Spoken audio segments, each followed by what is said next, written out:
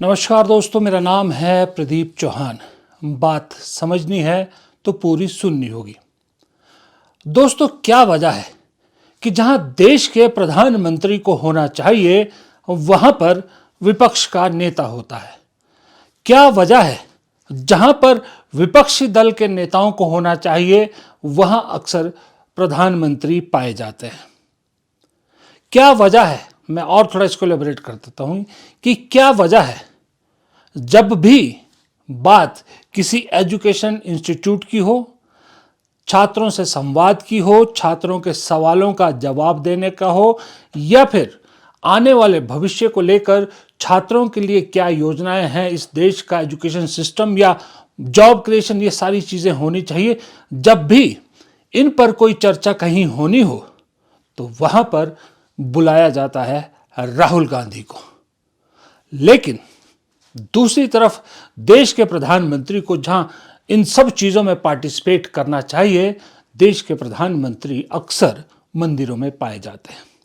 मैं आपको ताजा उदाहरण दिखाता हूं। राहुल गांधी आज तमिलनाडु के एक स्कूल में, सेंट थॉमस स्कूल में गए, बच्चों से इंटरेक्शन किया, बच्चों के फंक्शन में गए, क्योंकि राहुल गांधी ने अपनी भारत जोड़ो यात्रा के दौरान स्कूल से वादा किया था कि जब भी आप बुलाओगे मैं आऊंगा।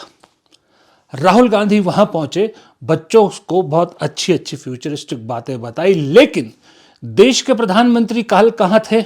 देश के प्रधानमंत्री जर्मनी के चांसलर को अपने साथ ले गए। कहां? गुजरात के काइट फेस्टिवल में, जहां हनुमान जी को पतंग बनाकर उड़ा रहे थे। या फिर ये देखिए आपकी स्क्रीन पर, अपनी ही फोटो लगी गाड़ी पर डमरू बजाते हुए, अपने को शिव का रूप बताते हुए लोगों के बीच रोड शो कर रहे थे। अब आप खुद अगर पढ़े लिखे हैं, अगर आप में दिमाग है, खुद हिसाब लगाइए कि देश का प्रधानमंत्री कैसा होना चाहिए। हमने जिसे प्रधानमंत्री पद पर बैठाया है, क्या वो प्रधानमंत्री उस लायक है? या हम जिसे पप्पू कहते रहे अब तक, क्या वो सही में पप्पू है या प्रधानमंत्री के पद के सबसे लायक है?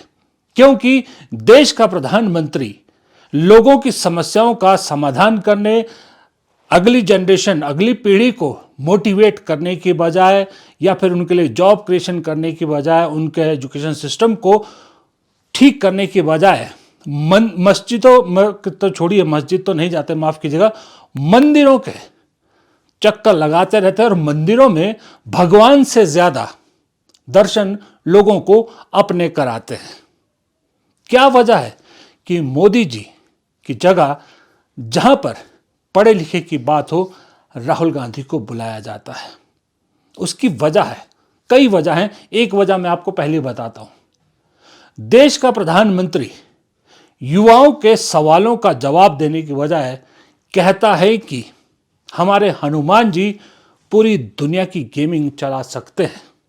यह देश का प्रधानमंत्री कहता है, जबकि नेता विपक्ष स्टूडेंट के बीच उन्हें सबसे ऊपर एआई वगैरह इन टेक्नोलॉजी की बात करने के अलावा सबसे ऊपर कहते हैं, सीखो तो सबसे पहले मानवता का सबक सीखो। And we hear every day IT revolution,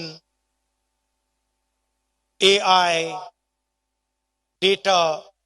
We hear all these words and we hear that this is the information age where information is freely available, accessible. But the job of an institution, of a school like this, is to create people who are able to look at the information, turn the information into knowledge, and even more importantly, to behave with wisdom. Because if in the information age we do not have wisdom and we are carried away with information, the world will become a very unpleasant place. We will fight with each other, we will harm each other, and that is exactly my fight. I also want to help develop an India where people are kind to each other, where people listen to each other, respect each other's traditions, respect each other's languages, respect each other's religions, are kind to each other. बात लाख टके की देश के प्रधानमंत्री को क्या कहना चाहिए, क्या करना चाहिए। अब मैं आपको एक तस्वीर और दिखाता हूं। दूसरा, एक साइड आप देख रहे हैं राहुल गांधी इसी स्कूल में बच्चों के सवालों के जवाब दे रहे हैं, जहां पर बच्चों ने एजुकेशन सिस्टम से लेकर अभी अरावली को लेकर सुप्रीम कोर्ट के जो जजमेंट आई उन सब पे सवाल पूछे।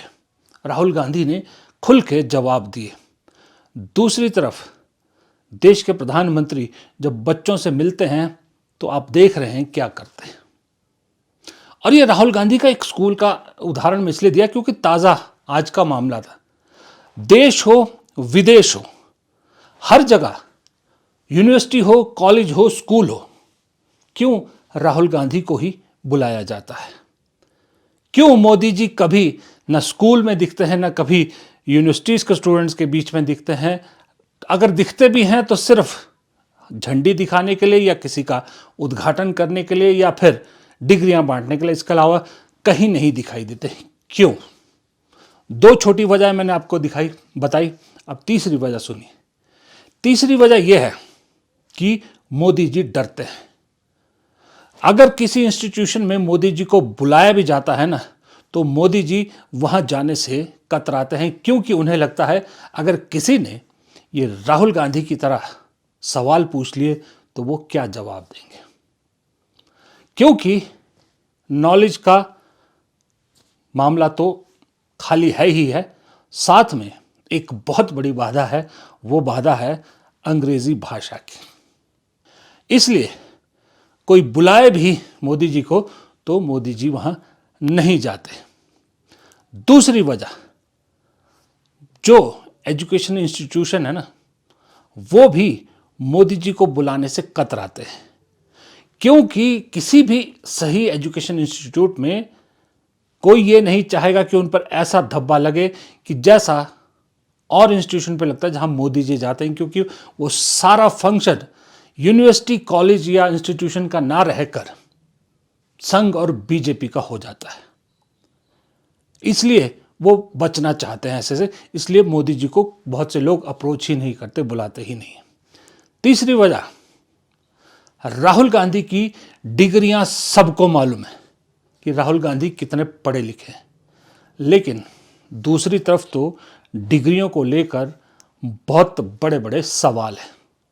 तो जिसकी खुद की डिग्रियों पर सवाल हो, क्या कोई यूनिवर्सिटी, सही यूनिवर्सिटी ऐसे शख्स को बुलाना चाहेगी कि आप आइए और हमारे फंक्शन में अपनी बात रखिए, शामिल होइए, हमारे चीफ गेस्ट बनिए? या किसी स्कूल के बच्चों को क्या ऐसा आदमी कोई राय ढंग की दे पाएगा जिसकी खुद की शिक्षा पर सवाल खड़े हों?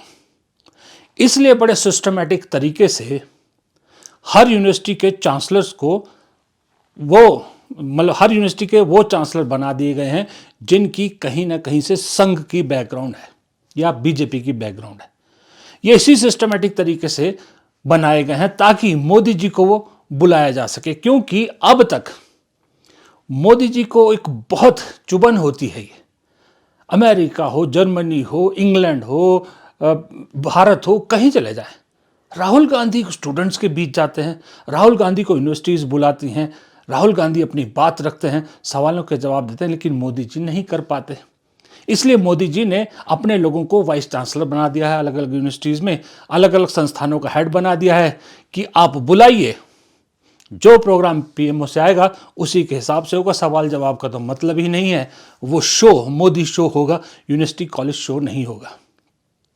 ये एक तरीका अब मोदी जी इससे करें, लेकिन मजबूरी मोदी जी की ये है, बदकिस्मती कह लीजिए, कि ये भी सिर्फ भारत तक ही सीमित है, विदेशों में तो नहीं कर सकते ना ये।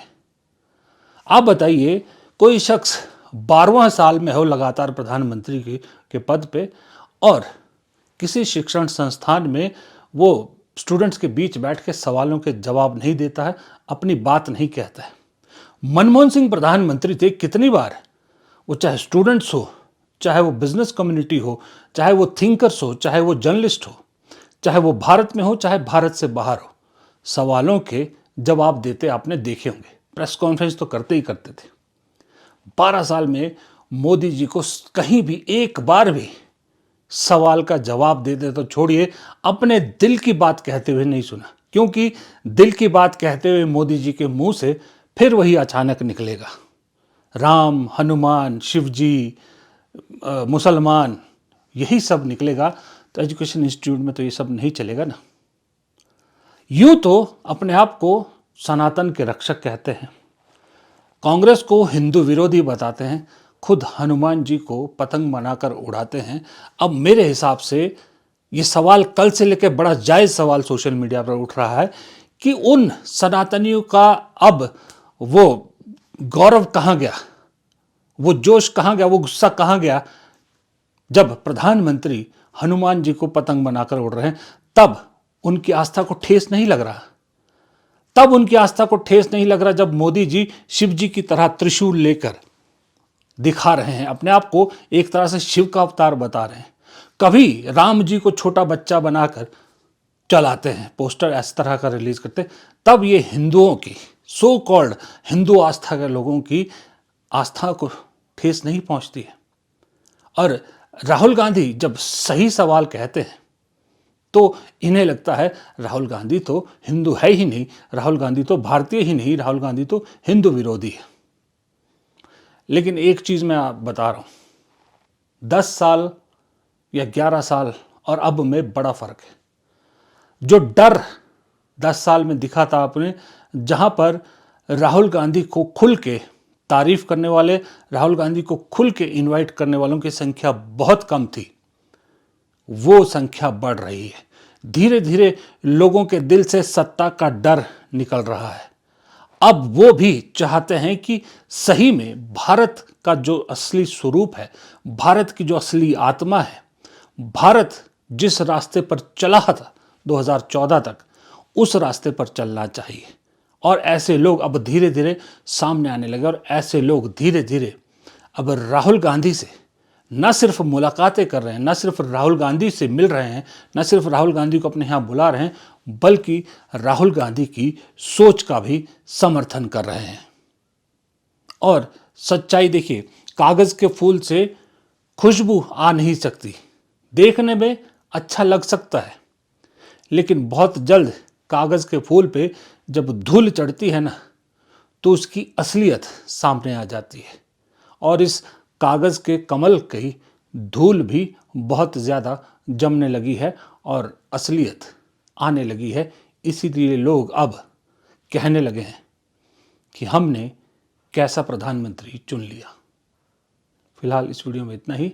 वीडियो पसंद आया तो लाइक कीजिएगा, शेयर कीजिएगा, कमेंट बॉक्स में आप अपनी राय दीजिएगा, और चैनल को सब्सक्राइब नहीं किया है तो प्लीज़ चैनल को सब्सक्राइब ज़रूर कीजिएगा। नमस्कार।